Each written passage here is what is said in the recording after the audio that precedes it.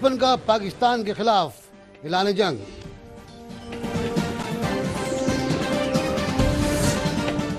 Surgical या मुकम्मल operation कैसा होगा? धमाकों के बाद दहशतगर्दी, धरने और मईशत का धुलन तख्ता। क्या दहशतगर्दी और मईशत एक साथ चल सकते हैं?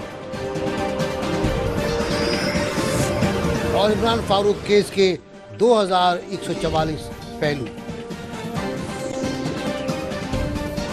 अस्सलाम वालेकुम, मैं हूं नासिर बिचुगताई।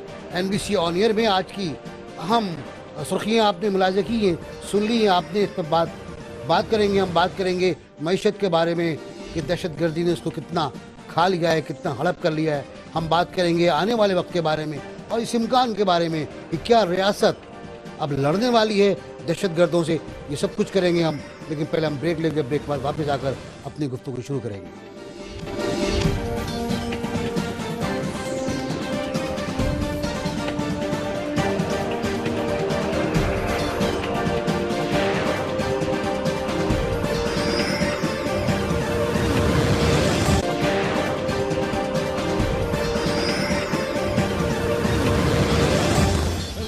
हम बात कर रहे हैं पाकिस्तान के हवाले से, और पाकिस्तान के हवाले से हम बात कर रहे हैं दहशतगर्दी के बारे में और दहशतगर्दी के असरात क्या होते हैं मईशत पर, किस तरह मईशत को ये ख़त्म करती है, खा जाती है। जब ऐसे मुल्क में जहाँ मसाइल पहले ही मौजूद हों, जहाँ पहले ही बिजली, पानी, गैस के मसाइल मौजूद हों, जहाँ पहले ही अफरात-ए-ज़र और महंगाई के मसाइल मौजूद हों, जहाँ पहले ही दीगर मसाइल मौजूद हों, वहाँ अगर दहशतगर्दी हो तो हालात क्या होते हैं, कितना नुकसान होता है। आज की सूरत हाल में जब बम धमाके हो रहे हैं, बम धमाकों की ऐसे मार्केटें मुतासिर हो रही हैं, कारोबार मुतासिर हो रहा है, लोग मुतासिर हो रहे हैं, वर्क फोर्स मुतासिर हो रही है। उसके बाद फिर धरने हो रहे हैं और धरनों से भी रास्ते बंद हो रहे हैं। रास्ते उन लोगों के जो फैक्ट्री में जाना चाहते हैं, जो अपने दफातर में जाना चाहते हैं। लेकिन जुल्म के खिलाफ एहतजाज यकीन तौर पर जायज़ है, इस पर कोई उंगली उठाई नहीं जा सकती। हम इसी मौजूद बात करेंगे। मेरे साथ मौजूद रहेंगे वफाकी वज़ीर जनाब ज़ुबैर साहब, और मेरे साथ मौजूद रहेंगे सेनेटर पाकिस्तान पीपल्स पार्टी जनाब करीम ख्वाजा साहब। दोनों हज़रात को मैं बहुत खुशामदीद करता हूँ, बहुत शुक्रिया करता हूँ तशरीफ़ लाए ऐसी सूरत हाल में। पहले मैं आपको एक छोटी सी रिपोर्ट दिखाना चाहूँगा कि दहशतगर्दी अमन और मईशत के लिए किस कदर संगीन होती है और किस कदर ख़राब होती है। अस्मा रज़ाक की रिपोर्ट है, फिर आगे बात करते हैं।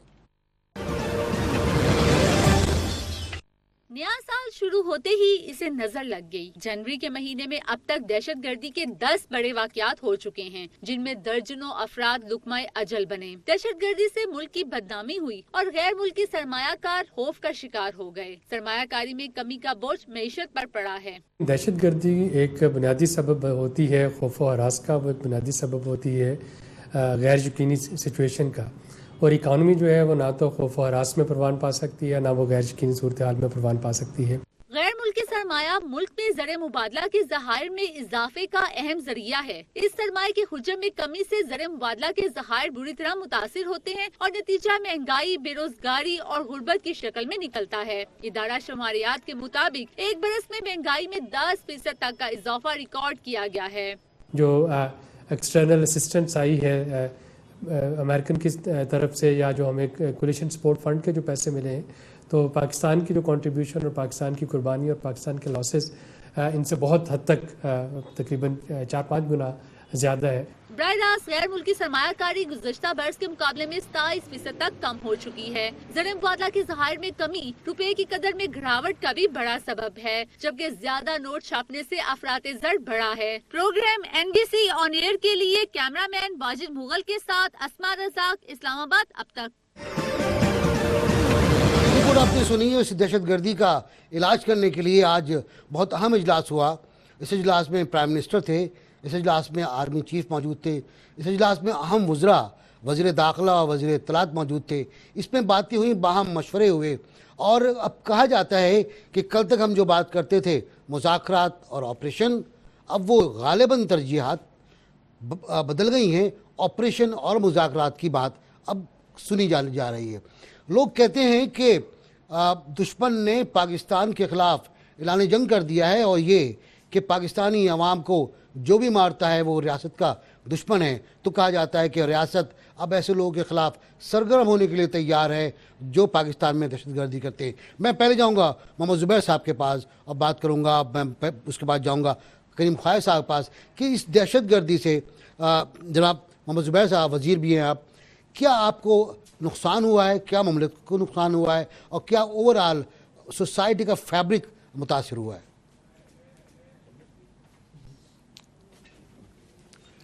थैंक यू वेरी मच जी। बात यह है, आपने जो सवाल किया है बिल्कुल यकीनी तौर पर हमारी जो मईशत है वो बहुत बुरे तरीके से मुतासिर हुई है। और एक उसकी वजह तो ये है कि जो हमारी ये जो जंग है 2001 9/11 के बाद से जो शुरू हुई वो आज तक जारी है और उसमें मेरा ख्याल है हर कंसिस्टेंटली बढ़ते ही चले गया उसका जंग का जो असर है और दहशतगर्दी का असर। तो जाहिर है उसका डायरेक्ट इफेक्ट इकोनॉमी पर है। मुख्तलिफ मेरा ख्याल है अंदाजे हैं क्योंकि ये नोशनल फिगर होती है, कोई एग्जैक्ट फिगर तो होती नहीं है। $100 बिलियन तक का कहा जाता है कि पाकिस्तान की इकोनॉमी को नुकसान हुआ है क्योंकि जो इन्वेस्टमेंट आनी थी वो इन्वेस्टमेंट नहीं आई, जो इकोनॉमिक एक्टिविटी होनी थी वो इकोनॉमिक एक्टिविटी नहीं हुई, ग्रोथ नहीं हो पाई। इसके अलावा जो आपने जैसे जिक्र किया था कि रोज़ अगर ये लड़ाई झगड़े होंगे, धरने होंगे और उसके अलावा स्ट्राइक कॉल दी जाती है, वो भी उसका डायरेक्ट एक मेरा ख्याल कल 2 हड़ताल है जनाब अली, और उसकी वजह से जी कल 2 हड़तालों की कॉल है। कल 2 हड़तालों की कॉल है और इसी तरह से आज भी आपने देखा पूरे पाकिस्तान में धरने थे। मैं ये नहीं कह रहा कि उनका ज़ाहिर है जज्बात है और यकीनी तौर पर वो इजहार भी करना चाहते हैं और उनके साथ हम सब साथ हैं, लेकिन साथ साथ ये भी देखना चाहिए कि उससे फिर हम सब अफेक्ट भी होते हैं। मैं धरने के खिलाफ नहीं हूँ, धरना भी होना चाहिए क्योंकि वो एक अटेंशन ड्रॉ करने की कोशिश कर रहे हैं एक्सप्रेशन और वो अटेंशन होनी भी चाहिए। स्टेट को भी अटेंशन पे करनी चाहिए और तमाम सोसाइटी के लोगों को अटेंशन पे करनी चाहिए। लेकिन मेरा ख्याल है अगर दोनों तरफ सब जगह रोक दी जाए और ट्रैफिक ना जा सके तो उसका भी थोड़ा सा ख्याल करना चाहिए। लेकिन कमिंग बैक टू दी ये जो दहशतगर्दी और उससे अफेक्ट है, मैं आपको बताऊं कि तकरीबन 2 से 3% GDP का अफेक्ट डायरेक्टली होता है। और जहां तक सोशल फैब्रिक, वो तो मेरा ख्याल है पूरा तबाह हो चुका है पाकिस्तान का social fabric as a result and consequence of 9/11 और उसके बाद के जो वाकयात हैं। और ये जब तक ये रहेगा इस किस्म का तो इकोनॉमी तो बहुत ज़्यादा सफ़र करेगी। जनाब सेनेटर करीम ख्वाजा साहब, आप क्या कहेंगे, क्या हालात हैं, हल क्या है, निकलेंगे किस तरह? देखें, सबसे पहले तो ये जो टेररिज्म जो पाकिस्तान गुज़र कई बरसों से फेस कर रहा है, उस टेररिज्म के निकलने के लिए हर पॉलिटिकल पार्टीज़ को ऑन वन पेज होना चाहिए। मुस्लिम लीग को जो नून है, इनकी हुकूमत को 8 महीने हो गए हैं अभी। हालांकि APC में हमने इनको फुल अख्तियार दिया था कि भाई आप मुज़ाकरात करें या एक्शन करें, वो फैसला अभी तक ये नहीं कर पाए हैं। हम ये समझते हैं कि मैं आपकी बात काट रहा हूँ, सॉरी, आज कुछ लगता है फैसला कुछ हुआ है कुछ हुआ है फैसला, और जिसके बाद देखिए अगर इन्होंने जो फैसला अगर किया है तो हमारी लीडरशिप ने ऑलरेडी कुछ दिन पहले बिलावल साहब ने और आसिफ जरदारी ने जो हमारे को चेयरपर्सन है, उन्होंने कह दिया कि भाई अगर आप फैसला करते हैं फॉर द वॉर तो हम उसके लिए इनकी फुल सपोर्ट करते हैं। हम समझते हैं कि बर सगीर की 4000 साल की तारीख में हमेशा नॉर्दर्न इलाकों से अफगानिस्तान, ताजिकिस्तान और इन्हें उस जमाने में जब ये मुल्क नहीं बने थे तो हमले होते रहे हैं बर सगीर में। और उस वक्त जो है यहाँ के जो बाशिंदे हैं, जिसको हम पंजाब के हैं, सिंध के हैं या जो दूसरे इलाके बर सगीर के थे, उन्होंने इन लोगों को हमेशा मार भगाया है। तारीख ये बताती है कि इनको जब तक आप मुजाहिमत नहीं करोगे, लड़ोगे नहीं, ये आपको खा जाएंगे। तो ये हमने भी हमारी हुकूमत में स्वात ऑपरेशन किया था सब पॉलिटिकल पार्टीज को ऑन पेज लेकर। तो इनको चाहिए कि जल्द से जल्द ये चीज करे और सेक्रेटेरियन वायलेंस को भी खत्म करे और पंजाब में और दूसरी जगहों पर जहां जहां सेक्रेटेरियन ऑर्गेनाइजेशंस काम कर रही है, तबाही कर रही है बलूचिस्तान में, तो वो बंद होना चाहिए। तो हम इनके सपोर्ट करते हैं कि ये they must start the things, क्योंकि अवाम वेट कर रहे हैं। जुबैर साहब, मैं एक सवाल आपसे करना चाहूँगा। 2 वज़रा आपके, वज़ीर दाखिला साहब जनाब चौधरी निसार साहब और वज़ीर इत्तलात बहुत वोकल और बहुत पढ़े लिखे जनाब परवेज़ रशीद साहब, दोनों कोयटा पहुँचे और कोयटा पहुँच के उनकी पहली मुलाकात होती है कोर कमांडर साहब southern region lieutenant general Nasir Janjua साहब से। ये गालिबन ये मैसेज है कि अब बात सीरियस हो गई है और बात अब बस चल निकली है। क्या कहेंगे आप? नहीं, बात बिल्कुल सही है कि सीरियस सिचुएशन है और सीरियस सिचुएशन को उसी हवाले से डील करने की ज़रूरत है। देखें, चैलेंजेस हैं और उसमें एक दहशतगर्दी के हवाले से जब तक उसको रिस्पांस उसी हवाले से नहीं होगा तो मेरा ख्याल है सिचुएशन बहुत ज़्यादा आगे बढ़ जाएगी। नई हुकूमत आई थी जून के महीने में, एक मौका जाहिर सी बात है देना था कि एक क्या बातचीत के जरिए कुछ हल हो सकता है और तमाम पॉलिटिकल पार्टीज उसमें शामिल थीं उस नतीजे पर। बातचीत ये ऐसा नहीं है, दुनिया भर में जहां भी इस किस्म की सिचुएशन रही है, चाहे नॉर्दर्न आयरलैंड में या श्रीलंका में, उसकी कोई फॉर्मल टॉक्स नहीं होती जो कि बहुत से लोग एक्सपेक्ट कर रहे थे कि जी बाकायदा ऐलान होगा और प्राइम मिनिस्टर हाउस में तालिबान आएंगे और टॉक्स होंगी। और मेरा ख्याल है वो इफेक्ट हो गया है और चौधरी निज़ार ने थोड़े अरसे पहले बिल्कुल क्लियर स्टेटमेंट दी थी कि ज्यादातर ग्रुप्स जो है वो टॉक्स में इंटरेस्टेड नहीं है। अब एक तरह और ये नहीं है कि वो टॉक्स, देखिए जंग और टॉक्स एक साथ होती है ये नहीं होता कि जी टॉक्स के दौरान दहशतगर्दी करते रहें और लॉ एनफोर्समेंट एजेंसीज जो हैं वो अपना जो किरदार है वो अदा ना करें। इसी तरह से अगर कोई ऐसा कोई अपॉर्चुनिटी होगी जिसमें कोई सोल्यूशन नजर आएगा थ्रू द टॉक्स तो वो भी हो सकता है आगे जाकर। तो जुबैर साहब क्या समझते हैं कि स्टेट अब लड़ने के लिए तैयार है? देखिए, पाकिस्तान की स्टेट के हवाले से, कराची के हवाले से अगर हम बात करें तो कराची में एक इनिशिएटिव लिया गया था और एक यू कुड से कि ऑपरेशन लॉन्च किया गया था और वो कॉन्सेंट से किया गया था। बिजनेसमैन, बिजनेस के तमाम जो तबके हैं कराची के वो भी ऑन बोर्ड थे और ऑल पॉलिटिकल पार्टीज जिसमें MQM, पाकिस्तान पीपल्स पार्टी, तमाम पॉलिटिकल पार्टीज भी ऑन बोर्ड थी। तो उनकी मर्जी के तहत और फौज और रेंजर्स और पुलिस को इस्तेमाल करते हुए पॉलिटिकल विल भी थी। तो बात यह है कि जी देखें, अगर कोई लॉ को ब्रेक करेगा उसको जाहिर है उसको स्टेट की रिस्पॉन्सिबिलिटी बनती है और अगर स्टेट अपनी रिस्पॉन्सिबिलिटी और रिजॉल्व शो नहीं करती तो वो और बहुत से तबकों को फिर ऐसा मौका मिलेगा कि जब अगर स्टेट बड़े लोगों पर हाथ नहीं डालती है तो फिर जाहिर सी बात है एक अनार्की वाली सिचुएशन आगे आने वाले दिनों में हो सकती थी। सो स्टेट और, लेकिन ये मैं आपको एक चीज बता दूं कि ये डिफिकल्ट मरहला है और डिफिकल्ट मरहले में तमाम कौम को एक साथ खड़े होने, जैसे स्वात में जब ऑपरेशन हुआ था 2009 में तो तमाम पॉलिटिकल पार्टीज ऑन बोर्ड थी, फौज भी ऑन बोर्ड थी, पॉलिटिकल पार्टीज भी ऑन बोर्ड थी और इसी वजह से हमें एक कह सकते हैं कि फतह हुई थी। और अगर हम उस तरह से डिवाइडेड ना होते, और उसकी प्राइस भी थी, एक आपने देखा था कि बहुत से जो लोग थे वो डिस्प्लेस हुए थे लेकिन वो बड़े सलीके से वापस भी किया गया। कुछ ना कुछ प्राइस तो पे करनी पड़ती है।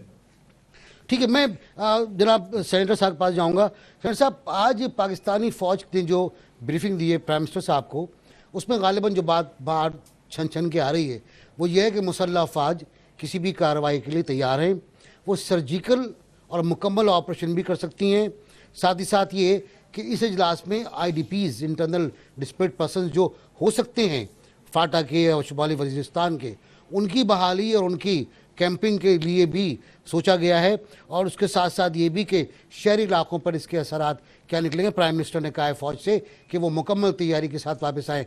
कहा जाता है कि 2 से 3 हफ्ते का टाइम मिला है, टाइम दिया गया है और उन्होंने टाइम मांगा है कि वे कॉम्प्रिहेंसिव प्लान लेकर वापस आएंगे। और फिर प्राइम मिनिस्टर के बारे में कहते हैं कि प्राइम मिनिस्टर कौम को इत्मीनान में लेंगे पार्लियामेंट के ज़रिए या टीवी के ज़रिए, रेडियो के ज़रिए, लेकिन इम्कान ये है कि पार्लियामेंट का इजलास बुलाया जाए जिसमें आप भी शामिल हैं और वो कौम को और पार्लियामेंट को इत्मीनान मिलें कि सूरत हाल कहाँ तक गुजर गई है। आप क्या समझते हैं तमाम इक़दाम बेहतरी की तरफ जाएंगे? देखें, हम समझते हैं कि जल्द से जल्द पार्लियामेंट का इजलास होना चाहिए। उसके बाद जो है 27 जनवरी को इजलास तलब किया गया है कौमी असम्बली का। नहीं, वो कौमी नहीं, जॉइंट पार्लियामानी इजलास अगर होता है तो वो जॉइंट पार्लियामानी इजलास हो, क्योंकि 3 तारीख को सेनेट का हो रहा है। तो ये जॉइंट अगर हो उसके बाद जो है जो भी फैसला इनको करना है अनाउंसमेंट करे। और दूसरी बात ये है कि अवाम ये चाह रही है कि एक्शन होना चाहिए, क्योंकि अगर कुछ नहीं हुआ तो पाकिस्तान को नुकसान होगा, जमहूरियत को नुकसान होगा, पाकिस्तान की इक़्तिसादियत को नुकसान हो रहा, और पाकिस्तान के अंदर ये जो एक साजिश हो रही है कि सेक्रेटेरियन वायलेंस हो, तो ये सब चीजें आपको नजर में रखते हुए जल्द से जल्द इनको चाहिए कि ऑपरेशन करें, क्योंकि इससे पाकिस्तान बच जाए, वरना ये बड़ा नुकसान होगा। बहुत देर हो गई है। ठीक है, मेरा आखिरी सवाल आपसे जुबैर साहब ये है कि देर बहुत हो गई है कि इस अगर ये ऑपरेशन होता है तो उसका जो माशी एक पहलू होगा उससे आप निमट जाएंगे। देखिए, जब से हमारी हुकूमत आई है, ये जाहिर सी बात है, ये दहशतगर्दी तो जारी है, और बावजूद इसके कि हम कोशिश हमने की है कि यहाँ इन्वेस्टमेंट भी लेके आएँ, फॉरेन इन्वेस्टमेंट भी और डोमेस्टिक इन्वेस्टर्स को भी इनकरेज किया जाए, और इसी तरह से हमारे जो दूसरे जो इकोनॉमिक इनिशिएटिव्स हैं, वो चाहे चाइना के साथ है, इंडिया के साथ है, प्राइवेटाइजेशन के हवाले से है, यूथ प्रोग्राम है, एक्सपोर्ट्स के हवाले से, तो वो तो side by side we have to continue to focus on them, because we can't leave it. बहुत मुश्किल हालात हैं, और इस पे मईशत के हवाले से, दहशतगर्दी हो, लॉ एंड ऑर्डर की सिचुएशन हो, कि आप फॉरेन इन्वेस्टर्स को यहाँ लाएं और यहाँ ला के इन्वेस्टमेंट कराएं। बावजूद इसके हमने बहुत सी कामयाबियाँ हासिल भी की हैं इस पिछले 6 महीने में। बहुत से फॉरेन इन्वेस्टर्स हैं, बड़े बड़े नाम हैं, जिनको हम यहाँ, चाइनीज़ भी हैं और जिसमें जापानीज़ भी हैं, अमेरिकन्स भी हैं, रशियंस भी हैं जो यहाँ आए हैं। इसके अलावा बहुत से दूसरे प्रोग्राम जो आपने देखा, GSP प्लस के हवाले से एक मेजर इनिशिएटिव लिया और बहुत एक ब्रेक थ्रू हुआ, जिसके पाकिस्तान को आइंदा आने वाले महीनों और सालों में बहुत फ़वाइद हासिल होंगे एक्सपोर्ट्स के हवाले से और फॉरेन एक्सचेंज अर्निंग्स के हवाले से। इसी तरह से इंडिया के साथ अभी जो खुर्रम दस्तगीर साहब गए थे, काफ़ी मेजर इनिशिएटिव लिया गया है, और ट्रेड और के हवाले से जो बहुत से फैसले हुए हैं, तो मेरा ख्याल है ये इससे भी बहुत अच्छे नताइज हासिल होंगे। और इसी तरह से जो इंटरनली हमने अभी आपने देखा कि प्राइवेटाइजेशन प्रोग्राम रिसेंटली लॉन्च हुआ है, और वो हम बहुत फास्ट ट्रैक बेसिस पर लेके जा रहे हैं, और उम्मीद करते हैं कि उससे भी पाकिस्तान के बहुत से मसाइल हल होंगे। राइट जी, बहुत शुक्रिया आपका जनाब मोहम्मद ज़ुबैर साहब, बहुत शुक्रिया आपका सेनेटर करीम ख्वाजा साहब। मैं बताना चलूँ आपको कि आज समीउल हक साहब ने ये ऐलान किया कि वो हुकूमत पाकिस्तान की इस बात से मुत्तफ़िक़ नहीं है कि उनको कोई टास्क नहीं दिया गया था। हुकूमत ने इससे पहले इस बात की तरदीद की थी कि समीउल हक साहब को टास्क दिया गया था, उन्होंने कहा कोई टास्क नहीं दिया गया, उनसे ताउन के लिए कहा गया था। आज समीउल हक साहब ने कहा है कि कोई टास्क मिला था, बाकायदा मिला था, और हुकूमत पाकिस्तान के प्राइम मिनिस्टर हाउस का ये बयान गलत है।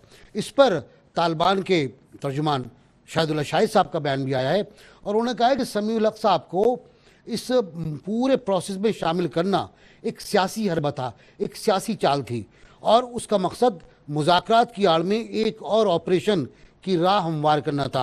उन्होंने कहा, पहले भी कह चुके हैं कि हुकूमत मुज़ाकरात के सिर्फ बयानात देती है, सिर्फ बातें करती है, मुज़ाकरात की तरफ नहीं आती, और ना ही मुज़ाकरात वो करना चाहती है। उनका ये भी कहना था कि वो पहले भी तैयार थे मुज़ाकरात के लिए, लेकिन अब जो सूरत हाल है उनका वो बगौर जायज़ा ले रहे हैं। मैं यहाँ ब्रेक लूँगा, ब्रेक के बाद वापस आकर एक और इसी मौजू पर दिफा तजियाकार से बात करूँगा।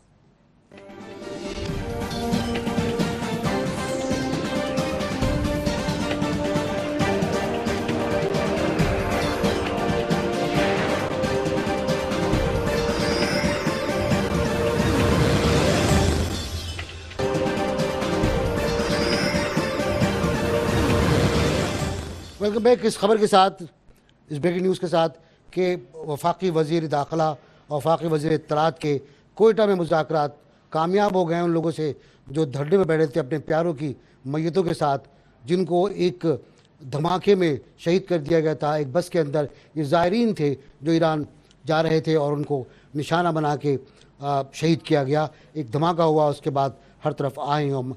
उसके बाद ये लोग अपनी मैयतें लेकर अलमदार रोड पर बैठ गए और मुतालबा किया कि हुकूमत डट के कुछ काम करे, कुछ टारगेट ऑपरेशन करे। ये मुतालबा तस्लीम कर लिया गया है, और ये भी कहा गया है कि हुकूमत उनके साथ है, दहशतगर्दी के ख़िलाफ़ लड़ाई में उनके साथ रहेगी। और हुकूमत दरअसल कहते हैं वज़ीर दाखिला साहब कि दहशतगर्दों के ख़िलाफ़ उनका ताक़ुब भी करेगी। मैं इसी बारे में बात करूँगा अपने नुमाइंदे खालिद जमील से इस्लामाबाद में। खालिद अस्सलाम वालेकुम। जी वालेकुम अस्सलाम। खालिद साहब, ये आपको मालूम हो गया कि कोयटा मुज़ाकरात कामयाब हो गए, प्रेस कॉन्फ्रेंस भी हुई है वज़ीर दाखिला साहब की। आप मुझे बताइएगा कि आज जो फैसले इस्लामाबाद में हुए या पिंडी में हुए, उनकी कितनी अहमियत है और क्या फैसले हैं वो? देखिए, सबसे बड़ी अहमियत तो ये है कि एक जो कन्फ्यूजन की सूरत हाल थी मुल्क के अंदर कि हुकूमत करने क्या जा रही है, क्या डायलॉग होगा, ऑपरेशन होगा या क्या नहीं होगा, वो मेरा ख्याल है अब खत्म हो जाना चाहिए, क्योंकि इस सिलसिले में बड़े बहुत पर डिसीजन ले लिया गया है कि जो भी जहां जहां से ट्रबल क्रिएशन हो रही है, उन जगह पे जो हाइडआउट्स होंगे जहां से कार्रवाई हो रही होगी, उन जगहों को आर्मी भी और फजाइया के भी जो है कि वहां से टारगेटेड ऑपरेशन किए जाएंगे। जैसे अभी आपने पिछले 2 हफ्तों में देखा होगा कि 2 बड़ी कार्रवाइयां हुई और उनके अंदर कोलैटरल डैमेज जो हम कहते हैं जिसमें वो नहीं हुआ, उसमें सिर्फ वही हाइड आउट्स को निशाना बनाया गया जहाँ पे गैर मुल्की एक बड़ी तादाद, पहला ऐसा ये अच्छा, खालिद बताइएगा मुझे कि क्या, मेरा सवाल और लोगों से भी था, मोहम्मद जुबैर साहब से भी, कि क्या स्टेट अब लड़ने पर आमादा है? जी बिल्कुल। देखें, इस पे जो पॉलिटिकल लीडरशिप है, जो अस्करी क़यादत है, सारे इस चीज़ के ऊपर तो बिल्कुल आमादा है कि अब हमने उन कुव्वतों को जो मुल्क के अंदर डिस्टेबलाइज कर रहे हैं, इस रियासत के स्ट्रक्चर को, जो आइन को नहीं मानते, जो कौमी इदारों के ऊपर हमले कर रहे हैं, उनको डिक्लेयर एनिमी करार दे दिया गया है और ये कानून के अंदर भी जो तरमीम की गई है, तो अब उनको एनिमी ही के तौर पे ट्रीट किया जाएगा और उनके खिलाफ भरपूर किस्म की कार्रवाई जो है कि वो की जाएगी, उनके लिए कोई रूल रियायत नहीं होगी। पिछले कुछ दिनों के अंदर ये था कि अगर कोई फोर्सेस के ऊपर अटैक करता है तो उसको जवाबी कार्रवाई दी जाएगी, लेकिन अब ये फैसला किया गया कि जो रियासत की अमलदारी को तस्लीम नहीं करता तो वो एनिमी है और एनिमी को उसी तरह ट्रीट किया जाएगा जिस तरह से आपकी फोर्सेस एनिमी को ट्रीट करती है, प्रोएक्टिव होकर। जी, मतलब अब जवाब नहीं देंगी, अब प्रोएक्टिव होंगी। जी बिल्कुल, प्रोएक्टिव भी हैं, क्योंकि एक चीज तो तय हो गया ना। देखेंगे आपके फोर्सेस के ऊपर, आपके मुल्क के अंदर जहां भी हमले होते हैं, जिम्मेदारी जो ली जाती है वो तहरीक तालिबान की तरफ से जिम्मेदारी ली जा रही होती है जी कि हम इसकी जिम्मेदारी कबूल करते हैं। तो अब ये कहना कि अच्छा इसके पीछे फोर्सेस कौन है कौन नहीं है, अगर कोई तस्लीम कर रहा है तो उनका अच्छा जो तस्लीम कर रहा है फिर उसकी वो नताइज के लिए भी भुगतने को तैयार हो। तो इसलिए अब ये उन तमाम एरियाज को आज अगर ब्रीफिंग के शुरका को आप देखें, मीटिंग्स को, तो ये तमाम वो लोग हैं जो ऑपरेशनल लेवल के ऊपर डिसीजन मेकिंग और प्लानिंग किया करते हैं। तो वो अब बजाय नजर ये आता है कि अब इसको प्रोएक्टिवली जो है कि इन्होंने इंटेलिजेंस रिपोर्ट्स की बेस के ऊपर कि कहाँ कहाँ ऐसी मंसूबा साजी होती है और फिर उसको मंसूबा साजी के अमल दरामद किन किन एरियाज से होता है तो उनको टारगेट किया जाएगा। अच्छा, ये बताइएगा मुझे खालिद के अभी जो एयर स्ट्राइक हुआ था, जो बॉम्बिंग की गई थी, उसमें जो नाम आ रहे हैं कि फला फला मर गए, असफदुल्ला शाहीन काम आ गए, कारी वली का शागिर्द भी, कारी वली खुद वो भी, और बहुत से लोग, कितनी दुष्ट इत्तलात है ये? बिल्कुल, ये जो है कि आपको याद होगा कि पहले दिन जो मामला चल रहे थे उनके ऊपर ये कहा जा रहा था, अदनान रशीद का नाम भी लिया जा रहा था, उसकी फैमिली का नाम भी लिया जा रहा था। हाँ। उन दिनों में भी जब हमने सिक्योरिटी फोर्सेस के लोगों से और इंटेलिजेंस के लोगों से रब्ता किया तो उन्होंने बड़ा मुताद रवैया अख्तियार किया। उन्होंने कहा कि नहीं, वो इस चीज़ की तस्दीक नहीं कर सकते जब तक कि ग्राउंड लेवल से उनको इंफॉर्मेशन मौसूल न हो जाए कि वहाँ पे कौन लोग मौजूद थे। उनका कुछ इंटेलिजेंस रिपोर्ट्स थी कि वहाँ पे बड़े नाम हैं। अब जब वहाँ से ग्राउंड के ऊपर से जब हमें मुसद्दका मिलती उस वक्त हम कुछ नहीं कहेंगे और फिर एक दिन के बाद जो है कि नाम लिए गए और मेरा ख्याल है कि ये काफी हद तक ये ठीक चीजें हैं, क्योंकि अमूमन होता ही है कि अदनान रशीद का भी नाम आया था तो तालिबान ने फौरी तौर के ऊपर उसकी तरदीद की थी कि नहीं वो जिंदा है। इनके ऊपर भी तमाम खामोशी है उस एंड की तरफ से और ये जो इनके हकायक थे उन्होंने जो बयान किया लगता है ठीक है। खालिद, बताइएगा मुझे कि इसका जो फॉल आउट होगा अगर ये प्रोएक्टिव ऑपरेशंस होते हैं, कार्रवाइयाँ होती हैं, ये फॉल आउट का अंदाजा है? जी बिल्कुल, इसके लिए जो है कि वो तैयार है और हुकूमती इदारे भी, और यकीनन उनके ज़हन के अंदर भी है कि ये इतना आसान काम नहीं है कि अगर ये कार्रवाई होती है तो इसकी कोई रद्दअमल नहीं हो सकता। रद्दअमल बिल्कुल हो सकता है, उनके अपने एस्टिमेट्स अंदाजे भी हैं और उसके लिए भी कानून नाफिज करने वाले इदारे जो हैं कि उनके अंदर एक बाहम मरबूत इंटेलिजेंस शेयरिंग का और ऑपरेशनल लेवल के ऊपर जो कोऑर्डिनेशन और ताउन होता है उसके ऊपर भी काम किया जा रहा है बड़े मरबूत अंदाज के अंदर।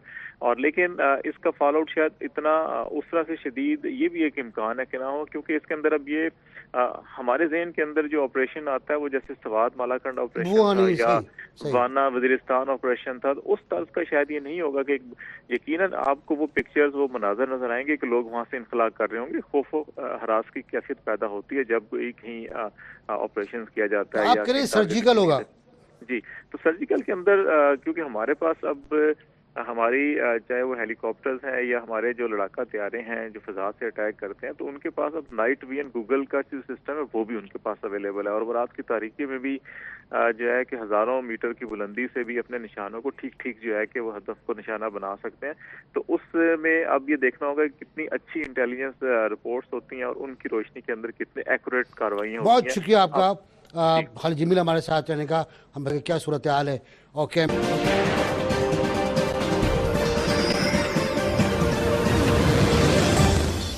वेलकम भाई जी। मैंने बताया था आपको अभी चंद दिनों पहले कि चौधरी निसार और उन अफराद के दरमियान मुज़ाकरात कामयाब हो गए हैं जो अपनी मैयतों को लिए, अपने प्यारों की लाशों को लिए अलमदार रोड पर मौजूद थे, धरना दिए हुए थे गुज़िश्ता रोज़ से अब तक, सख्त सर्दी के आलम में, सख्त बेचारगी के आलम में। और उनका मुतालबा सिर्फ एक था, वो कोई मुआवजा नहीं मांग रहे थे, वो कोई और चीज़ नहीं मांग रहे थे। उनका मुतालबा सिर्फ ये था कि दहशतगर्दी पे काबू पाया जाए, दहशतगर्दों के ख़िलाफ़ कार्रवाई की जाए, टारगेटेड कार्रवाई की जाए, और ये कि तहफ़्फ़ुज़ फराहम किया जाए कम्यूनिटी को। चौधरी निसार ने यकीन दिलाया है कि कम्यूनिटी को मुकम्मल तहफ़्फ़ुज़ फराहम किया जाएगा, हज़ारा कम्यूनिटी को उनका तहफ़्फ़ुज़ किया जाएगा, उनके आने जाने के रास्तों पर नज़र रखी जाएगी।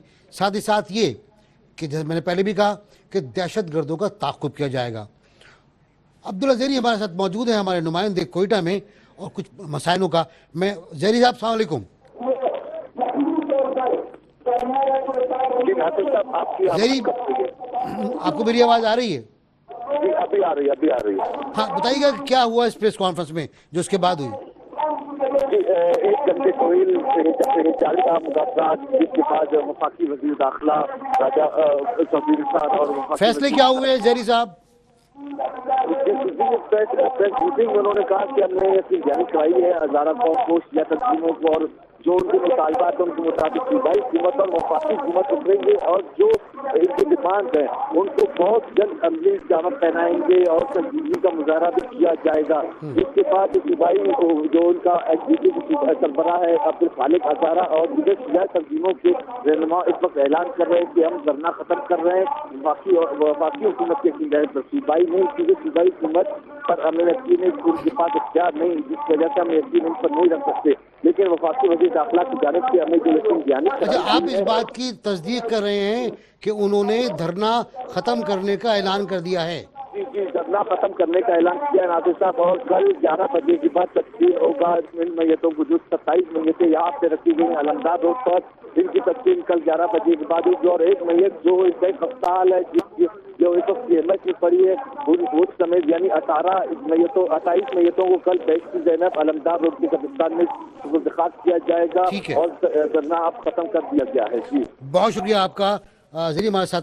ये खबर आपने सुन ली कि धरना ख़त्म हो गया। चौधरी निसार और परवेज़ रशीद साहब के मुज़ाकरात के नतीजे में यकीन दहानी उन्होंने करा दी है कि तो कल अब धरना नहीं दिया जाएगा। ये फैसला है कोयटा का, और कोयटा के इस फैसले पर दूसरे भी अमल करेंगे, क्योंकि उन्होंने कोयटा के फैसले पर अमल करते हुए धरने दिए थे। मेरी एक खबर थी जनाब इमरान फारूक के मुकदमा कत्ल के बारे में। कहते हैं कि मेट्रोपॉलिटन पुलिस जो है वो वक्फे से कोई ना कोई बयान जारी करती रहती है ताकि वाक़या लोगों के जहनों से निकल ना जाए। फिर एक तरह का स्टेटमेंट है जो आया है कि इमरान फारूक के कत्ल केस की तहक़ीक़ात मुकम्मल करने के लिए हम पुरअज़्म हैं, ये कहा है मेट्रोपॉलिटन पुलिस ने। और ऑपरेशन के तहत इमरान फारूक कत्ल केस के हर जाविये से तहक़ीक़ात की जा रही है। अब बताते वो ये हैं कि इमरान फारूक केस में 4173 अफराद से पूछगछ की गई, और मुजरिमान को कैफर किरदार तक पहुँचाने के लिए 2144 पहलुओं से तफ्तीश जारी है। 6550 कागजात की जांच पड़ताल की गई है। उसके साथ साथ ये कि इमरान फारूक कत्ल केस में मुताद मनसूबाबंदी और दीगर लोगों से भी हेल्प ली गई है। वो बताते ये हैं कि जो मुलज़मान ज़ेरे हिरासत थे उनको ज़मानत पर रिहा कर दिया गया है, ताहम उनसे तहक़ीक़ात जारी है, और बरतानिया में बैठकर पाकिस्तान में तशद्दुद पर उकसाने का सिलसिला जो है उसकी तहक़ीक़ात भी हो रही है। मैंने कल लोगों से कहा कि क्या तहफ़्फ़ुज़ पाकिस्तान ऑर्डिनेंस रियासत और अवाम दोनों के तहफ़्फ़ुज़ की ज़मानत देता है? मेरा सवाल ये था कि क्या तहफ़्फ़ुज़ पाकिस्तान ऑर्डिनेंस रियासत और अवाम दोनों के तहफ़्फ़ुज़ की ज़मानत देता है? 18% ने जवाब दिया है हाँ, और 82% का कहना है कि नहीं। 82% समझते हैं कि खाली ये ऑर्डिनेंस लोगों को और रियासत को तहफ़्फ़ुज़ फराहम नहीं कर सकता, क्योंकि इसके अंदर जो शक़ें हैं वो कानूनी हैं, और उनका ये बाज़ लोगों ने ये तबसरा भी किया है कि क़ुव्वत का इस्तेमाल किया जाना चाहिए। मैं आज जो प्रोग्राम था वो इस इम्कान के बारे में था कि मुज़ाकरात और ऑपरेशन के बदले अब ऑपरेशन और मुज़ाकरात की बात होगी। हमने ये भी जायज़ा लिया कि दहशतगर्दी के नतीजे में पाकिस्तान की मईशत को किस हद तक नुकसान पहुँचा, कितना ख़तरनाक नुकसान पहुँचा, और समाजी ढांचा और समाजी तौर पौध किस तरह बिखर गए, किस तरह बर्बाद हो गए। मोहम्मद ज़ुबैर साहब तो कहते हैं कि सब कुछ ख़त्म होकर रह गया समाजी सोशल फैब्रिक के हवाले से। उनका कहना ये भी है कि $100 बिलियन का नुकसान हुआ। और आज की इत्तला ये है कि अमेरिका ने अपने शहरियों से कहा है कि वो पाकिस्तान के पब्लिक प्लेसेस पर, आम मुकामात पर जाने से पहले एहतियात कर लें, ना जाएं तो बेहतर है, क्योंकि पाकिस्तान में सूरत हाल ख़राब हो रही है। ये सूरत हाल एक बेहतरी की तरफ गई है आज, जब कोयटा में चौधरी निसार साहब गए, वहाँ उन्होंने मुज़ाकरात किए, बातचीत की, शिकवे दूर किए, यकीन दहानियाँ कराईं कि कम्यूनिटी, हज़ारा कम्यूनिटी को मुस्तकिल तौर बुनियाद के ऊपर तहफ़्फ़ुज़ फराहम किया जाएगा। बात इस बात की है, बात इस अमर की है कि जो फ़ैसले हों वो सियासी फ़ैसले हों। खुशी शाह ने कहा है कि हुकूमत को सियासी फ़ैसला करना चाहिए, और सियासी फ़ैसला ये होगा, जैसा कि इत्तलात हैं कि प्राइम मिनिस्टर पार्लियामेंट जाएंगे, पार्लियामेंट का मुश्तरका इजलास होगा, कौमी असम्बली का इजलास 27 को जनवरी को, और सेनेट का इजलास 3 फरवरी को तलब किया गया है। यकीनी तौर पर 3 या 4 तारीख को पार्लियामेंट का मुश्तरका इजलास हो सकता है, जो अभी तलब नहीं किया गया। उसमें प्राइम मिनिस्टर खिताब करेंगे, पार्लियामेंट को इत्तेमाद मिलेंगे, नए ऑप्शन देंगे, उनसे राय लेंगे, और उसके बाद सियासी फैसले के आगे बढ़ा जाएगा। इत्तलात ये हैं कि 23 मार्च उसके आसपास का जो भी तारीख़ होगी, वो हो सकता है कि वो तारीख़ हो जब पाकिस्तान में एक सर्जिकल ऑपरेशन शुरू हो जाए, जो उन लोगों के ख़िलाफ़ हो जो मुल्क पर दहशत फैला रहे हैं, जो मुल्क में तबाही लेकर आ रहे हैं। कल तक के लिए इजाज़त दीजिएगा, दुआ कीजिएगा, किसी अच्छी खबर के साथ हाजिर हूँ। अल्लाह हाफ़िज़।